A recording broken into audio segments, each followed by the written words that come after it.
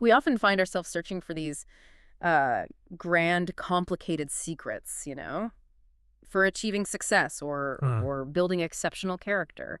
We look for that one big strategy that'll change everything overnight. Right. And yet, what all these different sources seem to agree on, Mm. from philosophy to practical guides, is that the foundation for a really excellent life, one with real integrity and positive influence, it's actually built on small, simple, daily choices. Yeah, It's surprisingly straightforward. exactly. So our mission today is to take this fascinating stack of material.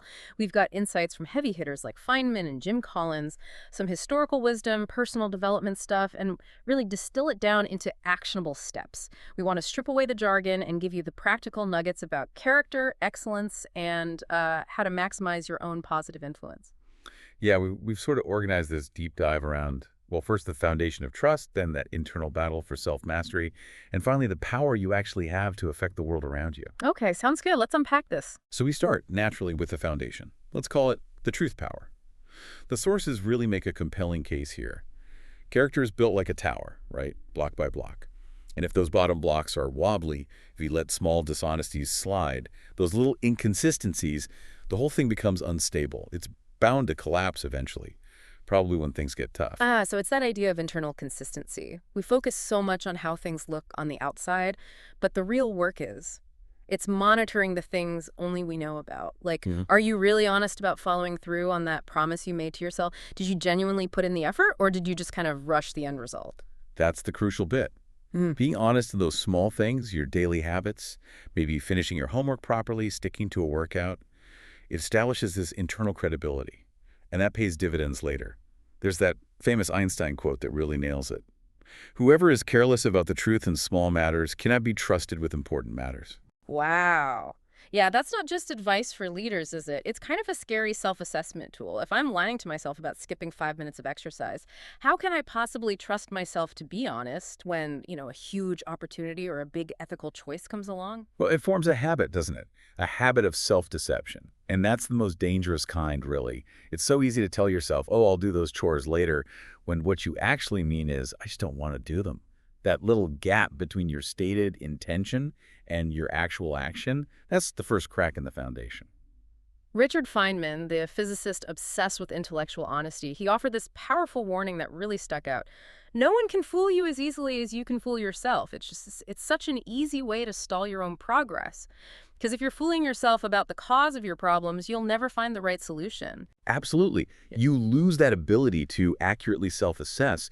If you're not honest about where your own gaps are, how can you possibly improve? This kind of radical self-honesty, really facing the truth of your own actions, your intentions, that's what shifts us. It moves us from being sort of passive victims of our circumstances to actually being masters of our own minds. And that pivot, that shift, leads us right into the next big realization from these sources. You are the obstacle. It sounds a bit harsh, I know, but it's a consistent finding across these different texts. The vast majority of limits we face, they aren't external. They're not actual rivers or mountains or even other difficult people. Mostly they are internal barriers. They live inside our own heads. Yeah, I found that Xenophon quote relayed through Robert Greene's work just so jarringly simple. Your obstacle is yourself. And when you read thinkers like Schopenhauer, who kind of frame life as this constant battle, this struggle, it really drives home that the main arena for that battle is almost always your own mind. We get stuck because we let our thinking become passive, maybe even victimized. But here's the really empowering part of that insight. If you are the obstacle, then you are also inherently the solution. Just recognizing that is a huge, immediate power shift. It means you're no longer just reacting to things happening to you. You become this motivated, creative agent deciding how to respond. Okay, so this is where the thought-choosing power comes in. It's almost like having superpowers over your own mind, right? Yeah. You get to choose which mental scripts run. We often don't even realize how much negative self-talk we engage in. The sources really coach us to catch those knee-jerk thoughts like, oh, this is impossible, and actively replace them with something like, okay, this is challenging, but I can probably figure it out. Exactly. The guidance emphasizes keeping the thoughts that bring you peace or strength or are just useful, Yeah. and actively rejecting the ones that bring suffering or comparison or make you feel inadequate. That internal dialogue mastery, it really feels like the core skill. Jim Kasich, the learning expert, he distills this so well. Mindset is the greatest skill set. Hmm. It makes sense. If you don't master managing your own thoughts, none of the external strategies are going to matter much, are they? It's the difference between self-criticism and self-correction, Yeah. really. Self-criticism just paralyzes you. But self-correction, when it's fueled by honesty and a good mindset, that actually drives progress. Okay, so we've got internal integrity, we're working on the right mindset. How does that translate into the outside world?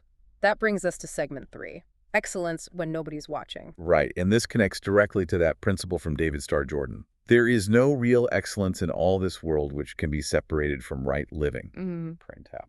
The sources basically argue you can't fake true excellence long term. If you're consistently dishonest in how you prepare or what your intentions are, that internal rot will eventually mess up the external result. Doesn't matter if you're building a product or just trying to be a good friend. I loved the analogy Jim Collins uses for this. He calls it making the back of the statue beautiful. Nimardi, imagine you're the sculptor. You spend just as much care making the back of the statue, the part that faces the wall, hidden forever, as beautiful as the front that everyone sees. Why do that? Because you know it's there. That commitment to an internal standard, totally separate from external rewards or punishment, that's integrity. Doing your absolute best work, whether your boss or teacher is checking or not, you do it for that superior reward of self-respect. And crucially, this internal standard means we have to reject comparison. The sources call it the primary sin of modern life, which feels especially relevant now, doesn't it, in this digital age where we're constantly seeing everyone else's curated highlight reel. Exactly. Comparison is just. It's the thief of joy, isn't it? And it destroys that internal standard we were talking about. Instead of worrying about being better than others, which is impossible anyway, everyone has different gifts, you just focus on being the best you possible. So maybe you're not the fastest runner, but perhaps you're brilliant at remembering birthdays or making new people feel included. Focusing on your unique excellence stops that whole comparison trap. That's a huge perspective shift. Okay, so if we can master the internal battle, pursue excellence for its own sake, the next step is applying that power outward. And that seems to be through proactive, intentional encouragement, which leads us to the story of Barnabas. Ah, Barnabas, the archetypal encourager. His original name was Joseph of Cyprus, but his community actually renamed him. Barnabas literally means son of encouragement. I mean, think about that legacy. He was so reliably positive and supportive that his very identity became encouragement. And the sources connect this directly to that fundamental human need for connection, for love. Tony Dungy points out that life is often long and hard, right? Full of struggles. Everyone needs a Barnabas in their corner. So encouragement isn't just a nice to have. It's presented as an essential act of love. And there's a kind of psychological, magical multiplier effect, too. Encouraging others doesn't drain your own happiness. It actually expands it. When you actively build others up, it seems to increase your own positive emotional reserves. Yeah. It's what you create this trail of positive memories in the lives of people around you. So what does being a modern Barnabas actually look like? It's not just reacting when things are bad, is it? It seems to require creative action, being intentional, giving a positive word daily, sending a thoughtful text, doing a surprising favor, just because, creating a special memory. It's like an everyday practice. Yes, an everyday practice of kindness. And that intentional positivity extends even to the hardest act of all, forgiveness. Forgiveness is incredibly difficult because it means letting go of that satisfaction of being right or demanding payback. Mark Twain captured the immense effort involved, didn't he? That beautiful poetic analogy. Forgiveness is the fragrance that the violet sheds on the heel that has crushed it. It's choosing sweetness and light, even when someone has hurt you. It's maybe the ultimate expression of choosing light over bitterness. And it really solidifies that internal strength we talked about earlier. If you can genuinely forgive others, it shows a kind of mastery over your own emotional landscape. Okay, so how do we take all these profound ideas and turn them into a practical plan? For you, the listener, it seems we go back to that simple rule. Do a little, a lot. We have to reject that impulse to wait for motivation or for the perfect moment. That's the action power, right? Making the space between knowing what to do and actually doing it practically zero. Carpe diem. Yeah, we can consolidate these findings into maybe 5 daily superpowers. Yeah. Actionable steps you can commit to starting, well, right now. Okay, first, the truth power. Build that character tower strong. Admit small mistakes immediately, even if they just happen in your own head.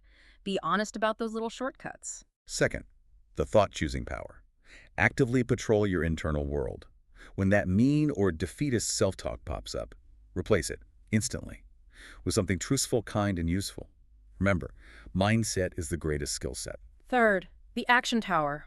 Don't let inertia win. When you know you should do something, help out, start that project, apologize, act now. Just start. Even 1 minute of effort counts. Fourth, the encouragement power. Be intentional. Lift others up. Say something genuinely nice to at least one person every single day. Be their Barnabas. And finally, number 5, the excellence power. Commit to that stack your analogy. Do your best work, your most honest, thoughtful work, even on the stuff that won't be checked or graded. Because your internal standard is what truly matters. And all of these elements working together, they really consolidate under that ultimate moral compass the sources provide.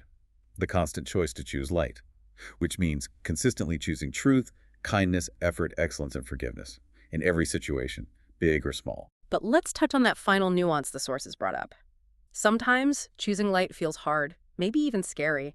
Because you care so much about doing the right thing, it makes you feel vulnerable. At nervousness. It's actually a good sign, F.H. Bradley observed, wisely, I think. The man who has ceased to fear has ceased to care. If you never feel a bit worried or concerned about your moral choices, it might mean you stopped really caring about the outcome or about others. That occasional nervousness just means your heart is fully engaged in the fight for integrity. So the victory we've been tracking today, it's overwhelmingly internal, isn't it? It's that daily fight, I can't versus I'll try. It's the battle against jealousy, choosing instead to feel genuinely happy for others. And winning these internal battles just makes dealing with the external world so much easier. And you don't have to wait. You don't need a major life event or to reach some milestone. This victory is available right now, every single choice you make today. To be honest about your effort, to encourage a friend, to pursue excellence even in a boring task, that's a step toward becoming the best version of yourself. That's the real accessible payoff from this deep dive. That's a fantastic way to frame it, a really powerful realization to end on. Well, the sources often distinguish between educating the mind and educating the heart. So given that the goal here is becoming the best version of yourself, it does raise an important question for you to think about. What are the specific active ways that winning these internal battles and consistently encouraging others actually brightens the world around you? How does that transform personal development into, well, true public service? Yeah. Something to mull over.